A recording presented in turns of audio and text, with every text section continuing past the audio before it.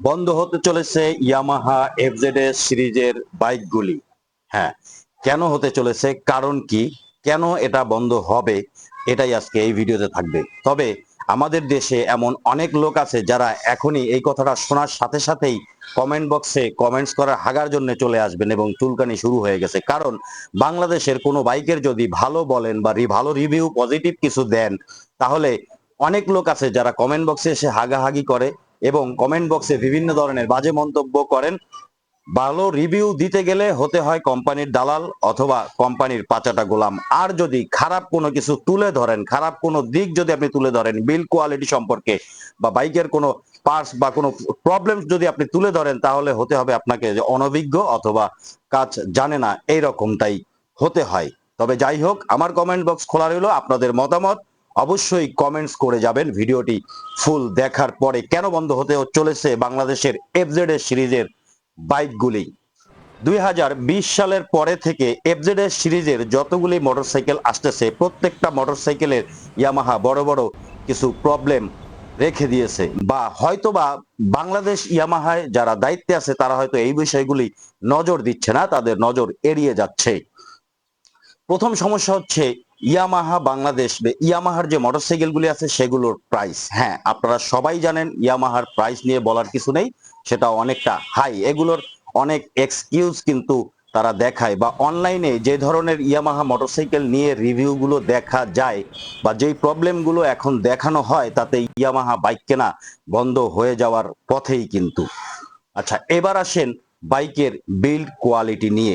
দ্বিতীয় সমস্যা, বাইকের বিল্ড কোয়ালিটি। 2020 সালের পরে থেকে যতগুলো এফজেডএস সিরিজের বাইক আসতেছে সেগুলোর বিল্ড কোয়ালিটি আস্তে আস্তে খুবই খারাপ হতে চলেছে। কারণ কি, কোথায় এই সমস্যাগুলি? বিল্ড কোয়ালিটির ভিতরে তিনটা সাইড আপনাদের সামনে আজকে তুলে ধরবো। Number one, engine side. Number two, electric function, electric system. Number three হচ্ছে বডি কিট। ইয়ামাহা এফজেড সিরিজের যে বাইকগুলি আসছে, এফজেড ভার্সন 1, 2, 3, 4 পর্যন্ত, এর ভিতরে ইয়ামাহা ডিলাক্স আছে ভার্সন 3, BS6, BS4। এই যে এফজেড সিরিজের যতগুলি মোটরসাইকেল আছে, এফজেড ভার্সন 1 তো অলরেডি অনেক আগেই বন্ধ হয়ে গেছে। এরপরে এফআই তে যখন আসছে, তখন এফজেড সিরিজের যতগুলি মোটরসাইকেল আসতেছে, এবং এগুলো কিন্তু আজকে থেকে না, অনেক বছর হয়ে গেছে এফজেড সিরিজ বাংলাদেশে চলতেছে। তাহলে এই এফজেড সিরিজের যে বিল্ড কোয়ালিটি নিয়ে বলেছি, প্রথমে নাম্বার ওয়ান হচ্ছে বডি কিট। এই বডি কিট সম্পর্কে যারা এফজেডএস কিনেছেন তারা অনেকেই ভুক্তভোগী। এটার ফুয়েল ট্যাঙ্ক যে কাভার থাকে বা ফুয়েল ট্যাঙ্কের যে কিট থাকে, এইটা সচরাচর ভেঙে যায়। সিটের জায়গা থেকে ভাঙে, ট্যাঙ্কের লকের জায়গা যেখানে ফুয়েল ক্যাপ বসানো হয় সেই জায়গা দুই পাশ থেকে ভেঙে যায়, এমনকি সাইডে বিভিন্ন জায়গা থেকে ভেঙে যায়। সবচেয়ে বড় সমস্যা হচ্ছে পুশ ক্লিপ লক সিস্টেম যেগুলো দেওয়া হয়েছে প্লাস্টিক, এগুলো আরো হেভি করা উচিত ছিল। তো যেহেতু ইয়ামাহা এফজেড সিরিজ বাংলাদেশে অনেক দিন ধরে চলতেছে, তাহলে ইয়ামাহা কর্তৃপক্ষের এই বিষয়টা আগে থেকেই তারা জানে এবং শুনেছে। আর যদি না জানে বা এগুলো যদি তারা খেয়াল না করে, তাহলে এটা তাদের গাফিলতি। তাদের উচিত ছিল তাদের বাইকগুলির প্রতি মার্কেটে দেওয়ার পরে তাদের নজরদারি করা বা দেখা কি কি সমস্যা আসতেছে সেগুলোকে রিকভার করে নতুন করে বাইক বাংলাদেশে লঞ্চ করা। সেটা না করে একের পর এক বাইক তারা লঞ্চ করে যাচ্ছে। ইয়ামাহা ডিলাক্স, তারপর হচ্ছে ইয়ামাহা হাইব্রিডও লঞ্চ করে দিয়েছে, কিন্তু প্রবলেমটা রয়ে গেছে বডি কিটের।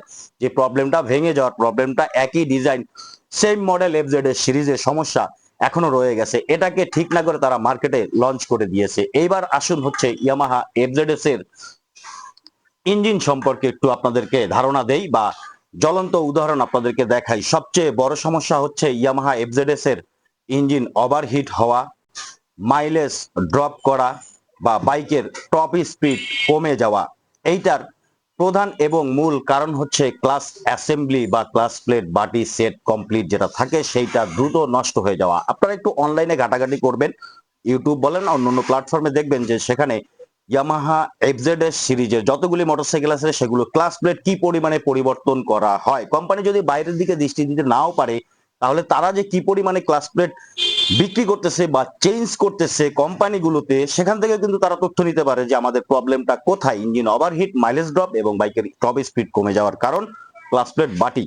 আচ্ছা, এইটা কেন নষ্ট হয়েছে? ক্লাস প্লেট বাটি ক্লাস যে অ্যাসেম্বলি থাকে সেইটা কেন নষ্ট হতেছে, বা 2020 সালের পরে কেন সেটা দ্রুত নষ্ট হয়ে যায়?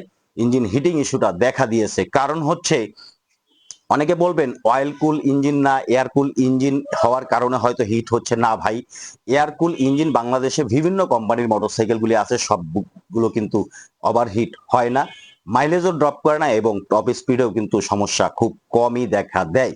কিন্তু ইয়ামাহাতে 15-20 হাজার কিলোমিটার পরেও কিন্তু এই সমস্যাগুলি পাওয়া যায় বা দেখা দেয়। কিন্তু কেন এই সমস্যাটি আসতেছে, কারণ কি?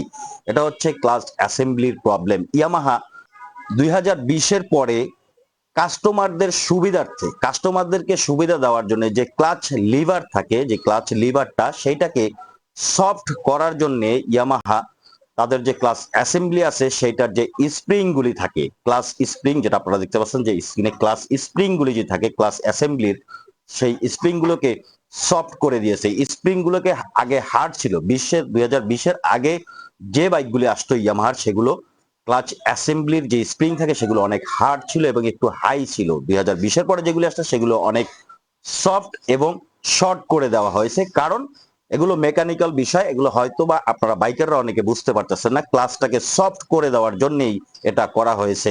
কারণ স্প্রিং এ চেপে ধরে রাখে ক্লাচ প্লেট, যে প্রেসার প্লেট, ফ্রিকশন প্লেট বলা হয় বা ক্লাস হাফ সেন্টার বলা হয়, সবগুলো মিলেই কিন্তু একটা ক্লাস অ্যাসেম্বলি হয়।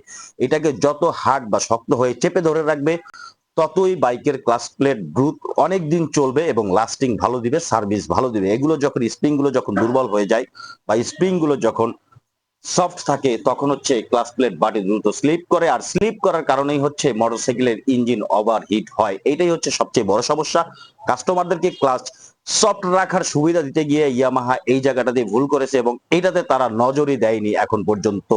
এটাকে ঠিক না করেই একের পর এক বাইক তারা লঞ্চ করে যাচ্ছে, এটাই হচ্ছে তাদের ফ্লপের বড় একটা প্রধান কারণ। এরপর হচ্ছে প্রাইসটাও হচ্ছে সবচেয়ে বড় একটা প্রধান কারণ। এখন আসেন ইলেকট্রিক ফাংশন সাইড।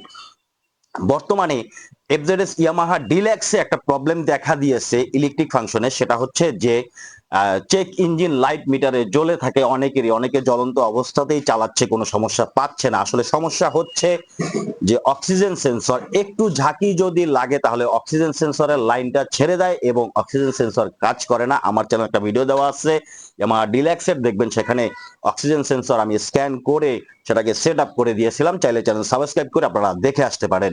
এখন আসেন ইলেকট্রিক ওয়ারিং ফাংশন গুলোতে তাদের এমন কিছু সমস্যা দেখা দেয় যে লুজ কানেকশনের একটা ব্যাপার থাকে। এই বিষয়গুলি কিন্তু সামান্য ছোটখাটো সমস্যা, কিন্তু কাস্টমার ভোগান্তির শিকার হচ্ছে, যার ফলে কোম্পানির কিন্তু বদনামি হচ্ছে। এই বিষয়গুলি তাদের আরেকটু নজর দেওয়া উচিত ছিল, যে ইলেকট্রিক ওয়ারিং ফাংশন গুলিকে আরো একটু হেভি করার দরকার ছিল। এবার আসেন body kit, fuel tank body কিটের কথা শুরুতেই যেটা বলেছি যে বডি কিট গুলো ভেঙে যায়, সবাই জানেন যে এগুলো অ্যাবনর্মাল। এগুলোতে পুশ ক্লিপ লক সিস্টেম বা নাট সিস্টেম যেগুলো করা হয়েছে সেগুলো আরো একটু হেভি বা মজবুত করা উচিত ছিল বা করার দরকার ছিল। এইগুলো কিন্তু বড় একটা সমস্যা। এইটা কিন্তু সবাই দেখে, ভিতরের দিকে প্রবলেম হলে কাস্টমার সেটা হয়তো বুঝতে পারে না বা খেয়াল করে না, কিন্তু উপরে বডি কিট যখন ঝরঝরে হয়ে যায়, ঝরঝর করে বা কিট কোথাও লাগতে চায় না, ফিটিং হতে চায় না, এফজেড ভিটুর নতুন একটা সমস্যা, ফুয়েল ট্যাঙ্কের কিট কাভার গুলি সেটা প্লেন ভাবে একবার খুললে সেটাকে সেট করা যায় না, বাইক তো সার্ভিসিং করতে হবে, সেটার জন্য খুলতে হবে, খোলার পরে সেটা ফিটিং হলেও এফজেড ভিটুর সেটা অ্যাডজাস্ট হতে চায় না। আমি কিন্তু বদনাম করতেছি না, যেটা সত্যি কথা সমস্যা সেটা তুলে ধরতেছি, কোম্পানির যাতে দৃষ্টি হয় যে এই জিনিসগুলো যাতে তারা রিকভার করে আবার তাদের বাইকগুলিকে ঠিক করে মার্কেটে লঞ্চ করতে পারে। তো যে বিষয়গুলি ইয়ামাহা সম্পর্কে আপনাদেরকে বললাম, এই বিষয়গুলি যদি ইয়ামাহা বাংলাদেশ, ইয়ামাহা ইন্ডিয়ার সাথে যোগাযোগ করে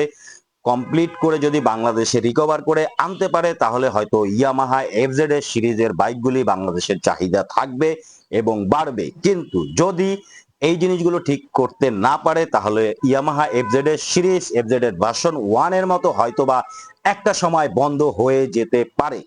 আপনাদের মতামত অবশ্যই কমেন্ট বক্সে জানিয়ে যাবেন, আর ভিডিওটি দেখার জন্য ধন্যবাদ সবাইকে।